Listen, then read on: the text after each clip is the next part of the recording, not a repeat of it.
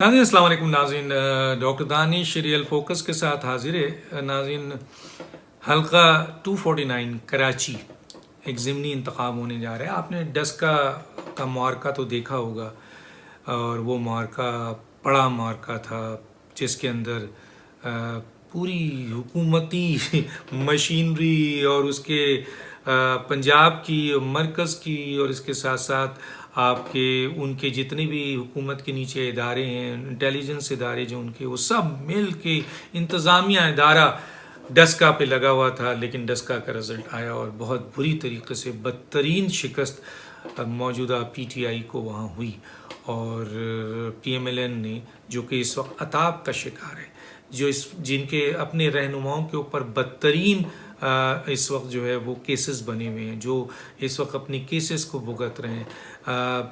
पीएमएलएन की कायद नवाज शरीफ मुल्क से बाहर हैं, शहबाज शरीफ उस वक्त अंदर थे, हमजा शहबाज पहले अंदर थे फिर बाहर हुए लेकिन केसेस में है, मरियम नवाज पे केसेस है, वो ज़मानत पे रहा हैं।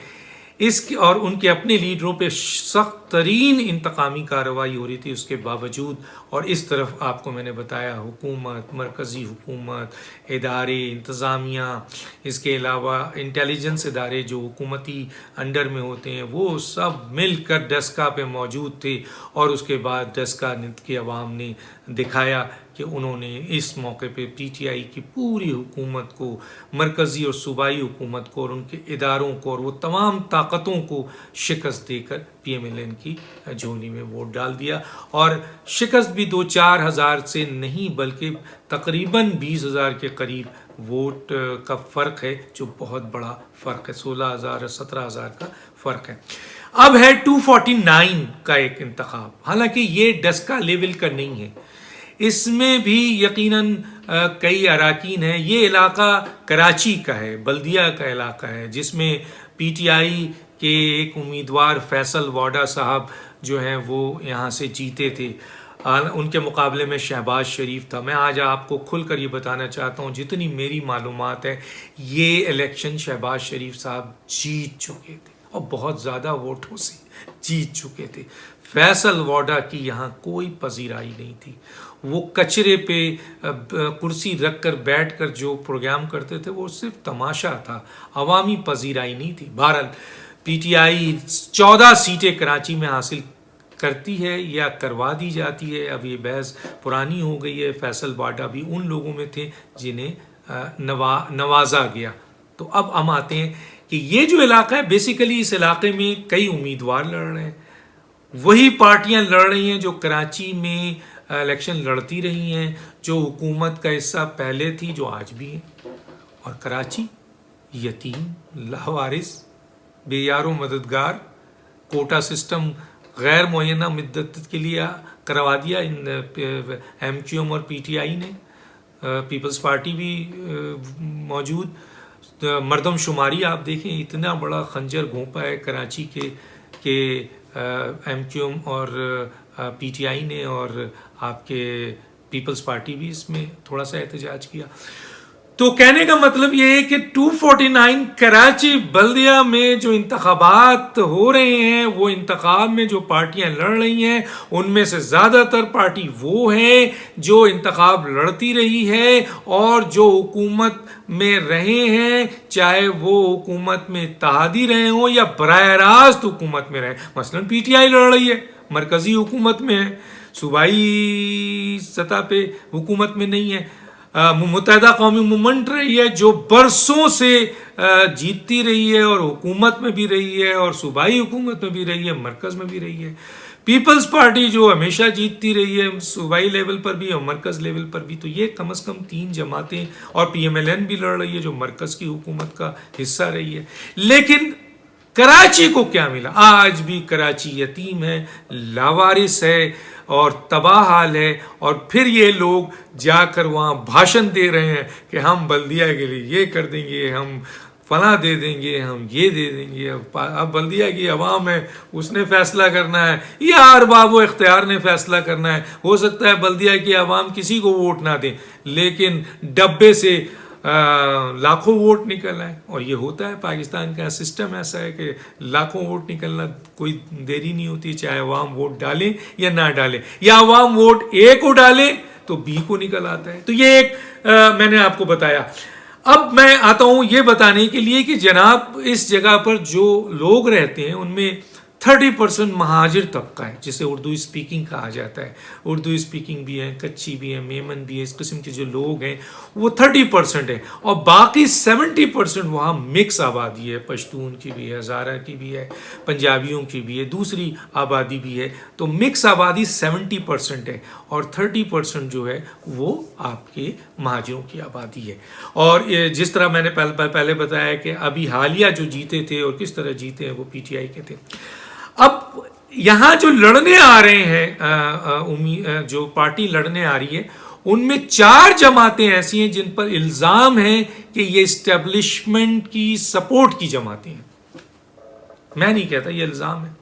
3 पे तो हमेशा बात की जाती है, अब चौथे भी बात की जा रही है। जब से पीडीएम पीपल्स पार्टी का इस अलग हुई है, उन पे भी इल्ज़ाम लग रहा है कि जी वो इस्टेब्लिशमेंट, अब उनमें दोस्ती हो गई है। तो हम थोड़ी देर के लिए उस इल्ज़ाम को अगर पकड़ लेते हैं तो 4 जमातें ऐसी हैं जो इस वक्त 249 पर जो इलेक्शन लड़ रही हैं वो इस्टेब्लिशमेंट की हिमायत याफ्ता, सपोर्ट याफ्ता, मोहब्बत याफ्ता है। और एक जमात पीएमएलएन है जो इस्टेब्लिशमेंट के मुखालिफिन पार्टी, इख्तिलाफ वाली पार्टी और ना दोस्ती वाली पार्टी इंतखाब लड़ रही है इस वक्त यहाँ 249 पे।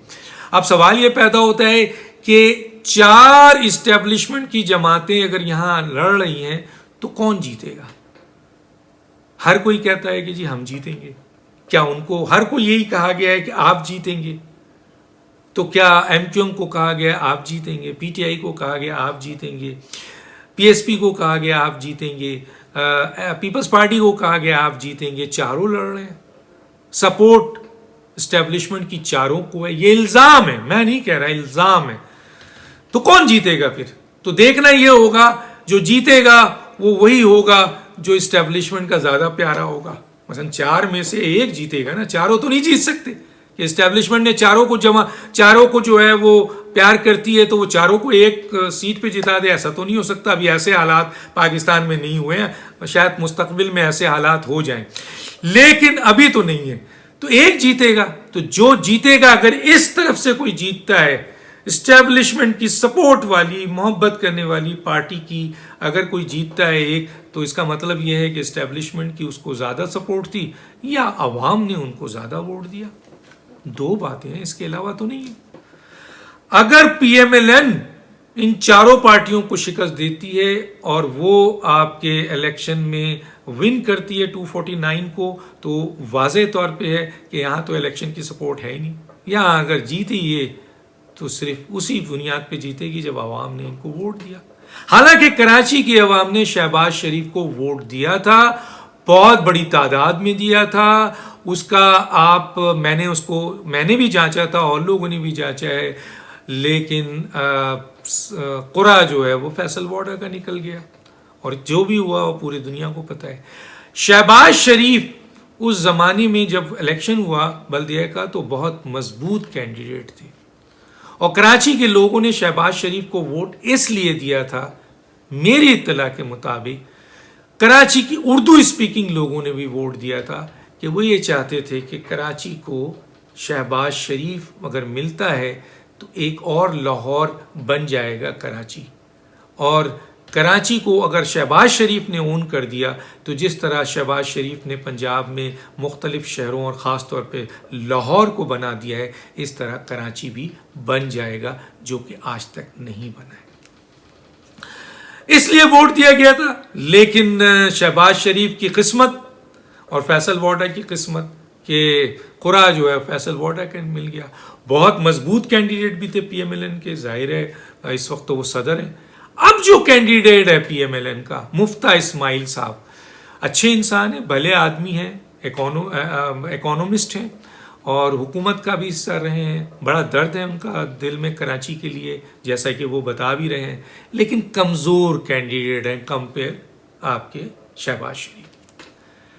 लेकिन अब जो एक बात हुई है उससे लगता है, पहले तो नहीं लग रहा था लेकिन अब ये लगने लगा है जब से ये ऐलान हुआ है कि मरियम नवाज साहिबा कराची आ रही हैं और 249 में वो इलेक्शन कैंपेन में हिस्सा लेंगी और वहाँ आकर आवाम से रिक्वेस्ट करेंगी कि मिफ्ता इस्माइल यानी PMLN को वोट दिया जाए।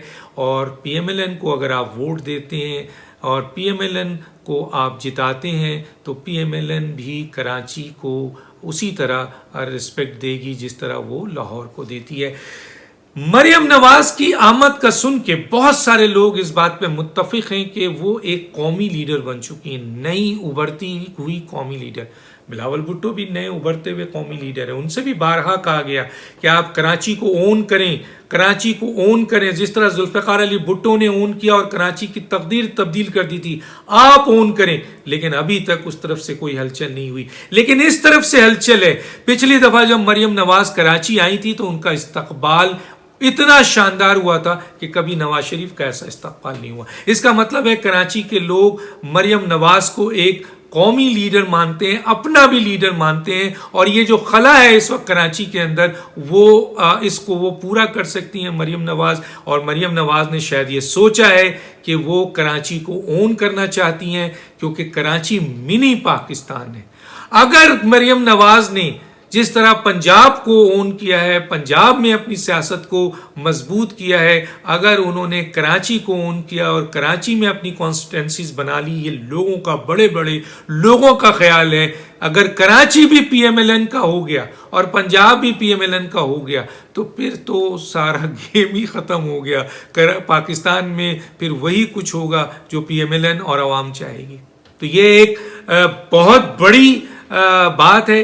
अब इस बात को कोई इसमें वो नहीं है मुज़ायका कि कराची में इस वक्त सियासी जो है वो बहुत खला है और जिन लोगों ने, कराची वालों ने जिनको वोट दिया उन्होंने कुछ नहीं किया। और आज कराची वाले फिर मुंतज़िर हैं कि कराची को कोई ओन करे। माजी में पीपल्स पार्टी और PMLN को यहाँ वोट नहीं मिलता है, पीपल्स पार्टी को तो फिर भी थोड़ा बहुत मिलता है। तो शायद ये तासुर किया जाता था कि ऐसी बड़ी जमात, मरकज़ की जमात, कराची उनको सपोर्ट नहीं करती है तो वो भी नहीं करते हैं। लेकिन इस दफ़ा तो कराची ने पिछली दफ़ा बड़ी पार्टी को सपोर्ट कर ली, यानी PTI को सपोर्ट कर दिया उन्होंने और मरकज की हुकूमत को सपोर्ट कर दिया। लेकिन एक ढेले का काम मरकज ने, PTI ने नहीं किया। तो वो जो एक था कि जी मरकजी जमात को नहीं करते हैं तो वो तो बैठ गया, PTI ने उसको बैठा दिया। लेकिन क्या PMLN की कॉन्स्टिट्यूंसीज यहाँ बनती है?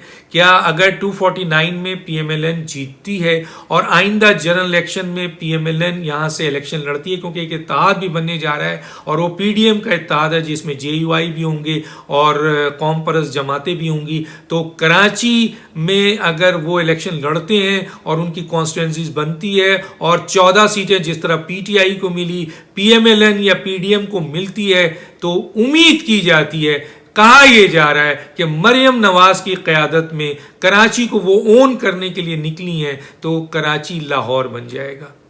ये बातें हैं।